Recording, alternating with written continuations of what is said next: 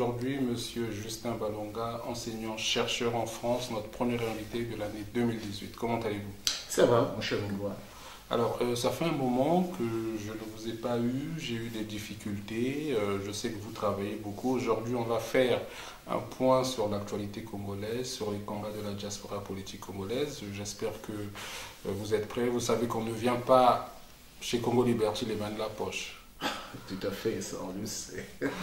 Alors, c'est donc un plaisir de recevoir aujourd'hui Justin Balonga, enseignant-chercheur à Paris et activiste politique de la diaspora. Comme vous le savez, M. Denis Sassou Nguesso a fait son discours de fin d'année de l'état de la nation. On ne vous a pas entendu à ce sujet. M. Sassou Nguesso a parlé donc du cessez-le-feu dans le Pool. Il a parlé des tables bancs pour lesquels il allait mettre un budget conséquent. Il a parlé du fameux dialogue. Il a parlé de plusieurs choses. Quelle est votre intervention à ce sujet, votre interprétation? Oui, c'est vrai que j'ai suivi comme tous les Congolais qui regardent de très près la politique congolaise, l'interview de Denis Sassou Nguesso, mais ma surprise était grande de constater comme si Denis Sassou Nguesso venait de naître au Congo, qui découvrait le malheur des Congolais. En 20 ans, c'est maintenant qu'ils se rendent compte que dans les écoles, il n'y a pas de table banc et qu'il y a un problème d'insécurité au Congo, qu'il y a problème sanitaire au Congo, problème de tout ordre. C'est maintenant qu'il se rend compte. Mais je me dis, mais depuis le temps, qu'est-ce qu'il a fait de l'exercice de son pouvoir? Moi, je pense que ce discours était vraiment anachronique et ne répond pas aux exigences ou aux demandes du peuple congolais actuellement, qui sont la misère, qui ruine les Congolais, le manque de soins, le CHU qui a fermé, le manque d'écoles, tous ces problèmes restent actuels et que Denis Sassou Nguesso n'apporte aucune solution, sinon que faire une énumération mais qui n'apporte rien de concret dans le quotidien des Congolais. Alors, vous êtes enseignant en France, vous devrez quand même vous réjouir que M. Denis Sassou Nguesso, j'ai envie de dire enfin, parle de l'école, parle des tables bancs. Est-ce que vous ne pouvez pas le féliciter?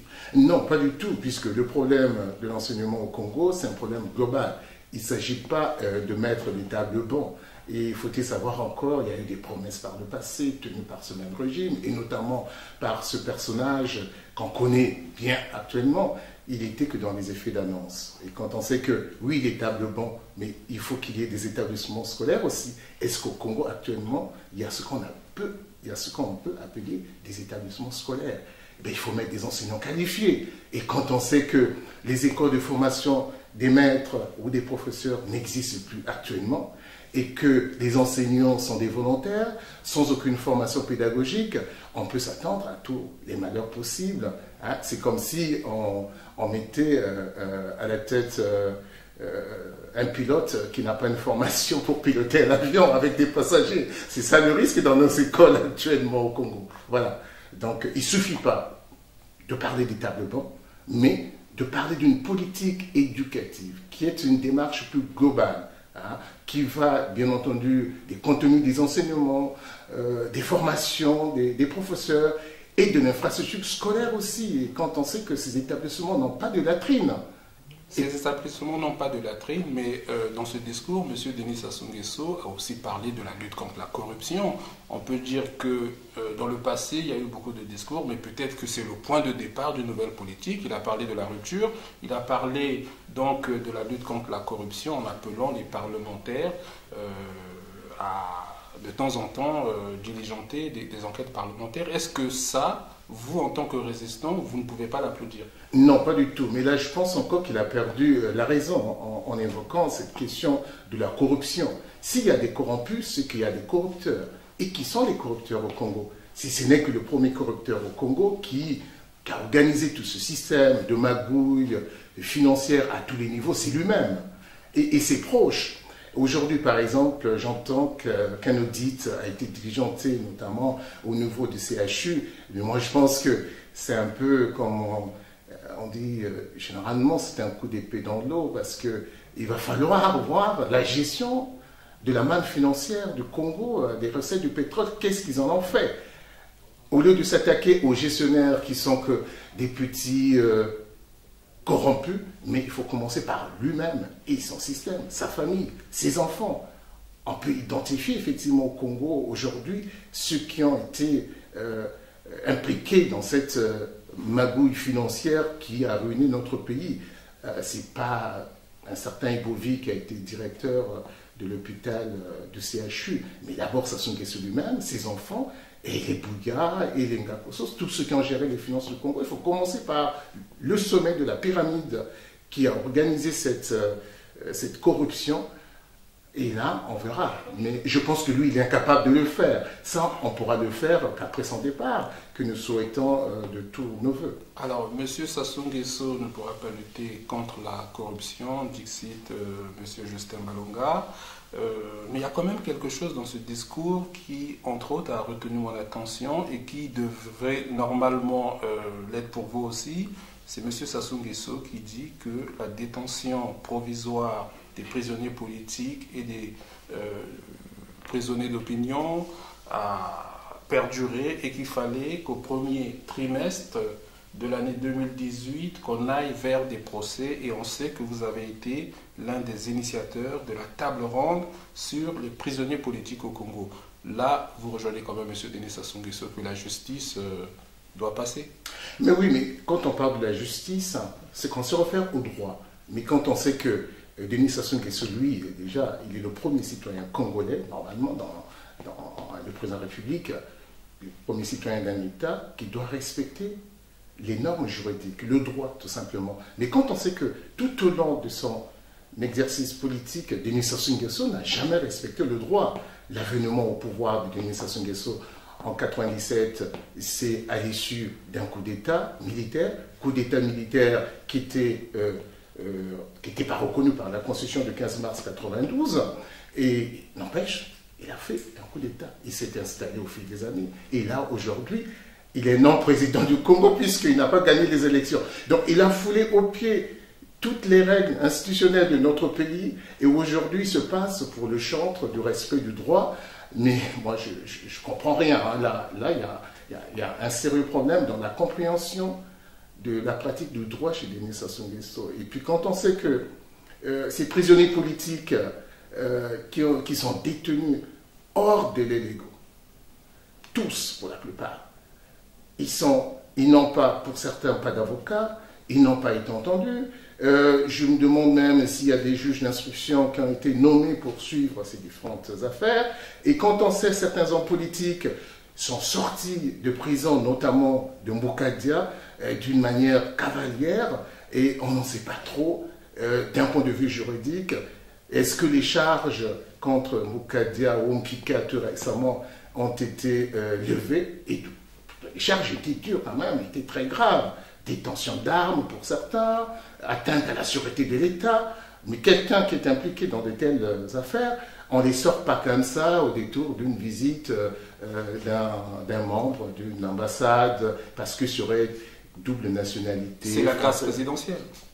Ben oui, mais la grâce présidentielle, c'est pas ça dans le droit. Vous êtes mais là, il ne s'agissait pas d'une grâce présidentielle, justement, c'est ça. Le mot, c'était pas celui-là. Et même par rapport à ce qui était reproché à ces messieurs, ça ne devait pas être de cette façon-là. Mais s'il en était ainsi, mais surtout tous les prisonniers politiques, et c'est là où je vais embrayer avec la table ronde qu'on a organisée sur la détention arbitraire et les prisonniers politiques du 13 décembre à Paris, qui a été un moment très fort où des experts, Amnesty International, Survie, et puis les avocats également de M.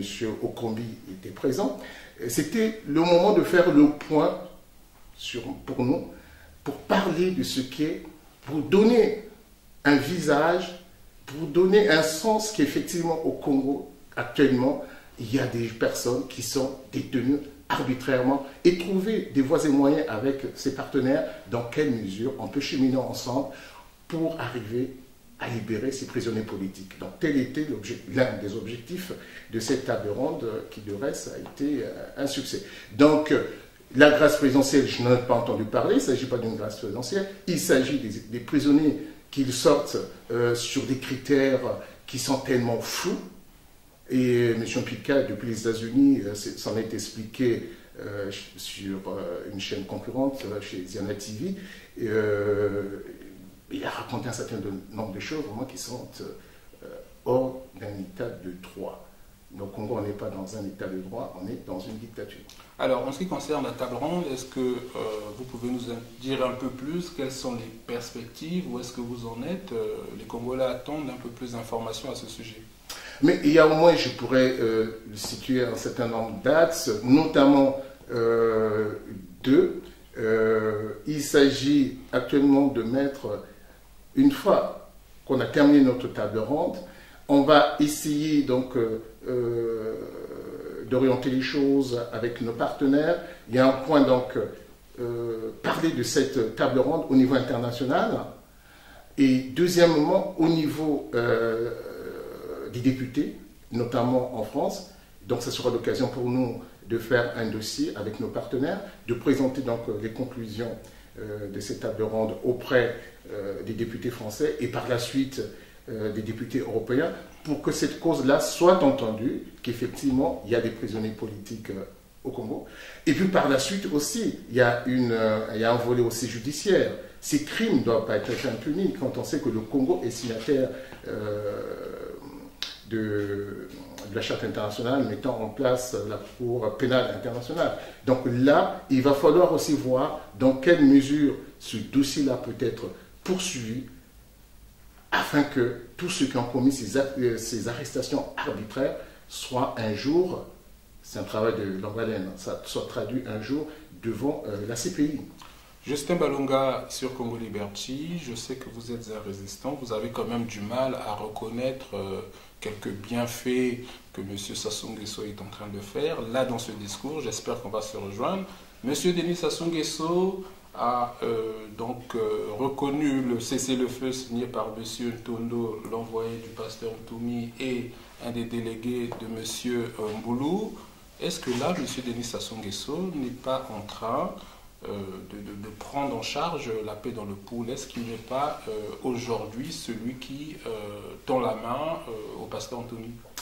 Mais je pense qu'on dirait tout de Sassou Nguesso sauf un homme de paix.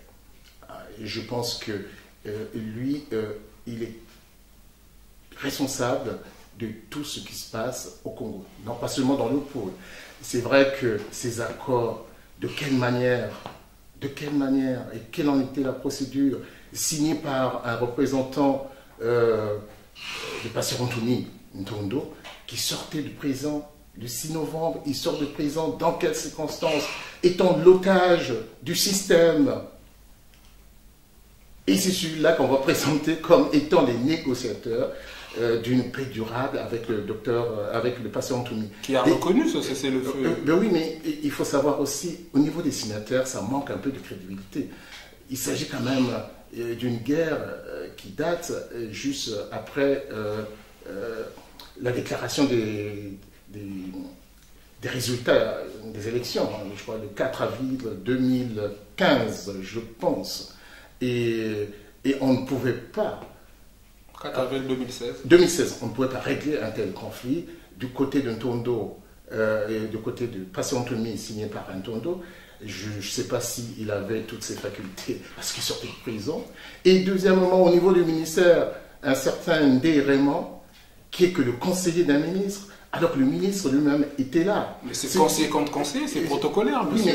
Non, mais pour un conflit d'une telle importance, je pense que ça devait être signé par des gens au sommet pour donner certaine crédibilité. Et même, je pense que dans sa déclaration, le pasteur Ntoumi a émis beaucoup de réserves sur cette signature et qu'il ne donnait pas crédit à tout ce que Ntondo aurait signé. Il a demandé, il a ajouté un certain nombre d'exigences, ce qui prouve à suffisance que c'était encore une manœuvre dilatoire du système dictatorial au Congo. C'est une dictature au Congo. Une dictature ne négocie pas. Une dictature est là pour détruire, pour taper, pour frapper. Non pas. Donc moi, je ne crois pas à ces accords, d'autant plus que le pasteur Ntoumi n'a pas n'a pas porté plus de crédit que ce que le pouvoir en a donné. Est-ce qu'il n'y a pas là une chance puisque la communauté internationale, à travers l'ONU, a reconnu ce cessez-le-feu-là? Est-ce que ce n'est pas là l'occasion pour aller à un dialogue puisque plusieurs personnalités politiques congolaises appellent au dialogue, on appelle déjà un gouvernement d'union nationale. Au sujet du dialogue, quelle est votre interprétation, M. Balonga? Non, mais moi je pense que le Congo, et là je reviens aux fondamentaux quand même qui régissent les États, le Congo c'est un pays souverain, indépendant, et de ce fait, c'est pas à la communauté internationale de décider de la crédibilité d'un accord passé entre le pouvoir de Brazzaville dans des conditions très obscures et le passeur Anthony d'autre part. C'est pas la communauté internationale de décider. Et je pense que même cette communauté internationale, parfois, je me demande si elle n'est pas trop éloignée de la réalité, ou tout simplement n'est-elle pas corrompue, étant au service des dictatures africaines. Donc, parlons du dialogue. Et je pense que le mot dialogue, c'est vrai qu'il y a beaucoup de personnalités politiques dans d'autres domaines qui prônent ce dialogue. C'est la voie de la sagesse. Comme nous, dans la tradition africaine, on appelle ça pour aller palabrer et puis régler nos problèmes. Mais il faut savoir avec qui. Chez Sassou Nguesso, le dialogue, c'est l'art de parler tout seul à tour de rôle. De parler seul à tour de rôle. Ce n'est pas un dialogue. Il faut donner un sens à un dialogue. Et Denis Sassou Nguesso, depuis qu'il est au pouvoir, il a instruit plusieurs dialogues. Plusieurs dialogues qui ont toujours accouché d'une souris. Parce qu'il choisit les gens qui viennent au dialogue. Ces personnes sont corrompues pour la plupart. Et il indique le lieu, le thème, le contenu. Et au final, il en sort toujours gagnant. C'est toujours des dialogues tranquilles. Même aujourd'hui, oui, on dit, ben oui, ça sera un dialogue à l'échelle internationale. Mais de quel moyen, dans quelle mesure pouvons-nous octroyer ce dialogue à l'échelle internationale? Est-ce que les rapports de force avec M. Denis Sassou Nguesso ou non? Mais le dialogue avec Denis Sassou Nguesso n'est pas possible dans la mesure où Denis Sassou Nguesso, il faut dire en réalité, c'est un non-président. Étant donné qu'il n'est pas non-président, on lui demande autre chose. On lui demande tout simplement qu'il n'a pas gagné les élections. Il a fait 8%. Et c'est bien paradoxal qu'une personne qui a 8% qui impose les règles de jeu à ceux qui ont gagné les élections, puisque l'un des vainqueurs de cette élection, premier tour, est en prison. C'est quand même paradoxal. Et que lui, avec 8%, il dirige un pays. Et de ce fait, on ne considère pas, pour ma part, je considère que Denis Sassou Nguesso, c'est un non-président, qu'il a eu 8%. Donc il doit partir. Et s'il y aura un dialogue, c'est après son départ qu'un dialogue apaisé pourra se faire. Mais ce n'est pas à lui d'organiser ce dialogue. Fut-il à l'échelle internationale, même à l'échelle internationale, là je voulais faire un bémol aussi par rapport aux amis qui pensent que c'est possible à l'échelle internationale. Mais faut-il que le Congo accepte aussi, même s'il y a une organisation internationale comme l'ONU qui accepte que vous allez faire un dialogue, où aura-t-il lieu quand on sait que pour la plupart ces instances des Nations Unies sont corrompues? Justin Balonga sur Congo Liberty, les internautes nous en voudraient si on ne parle pas de l'actualité de la diaspora.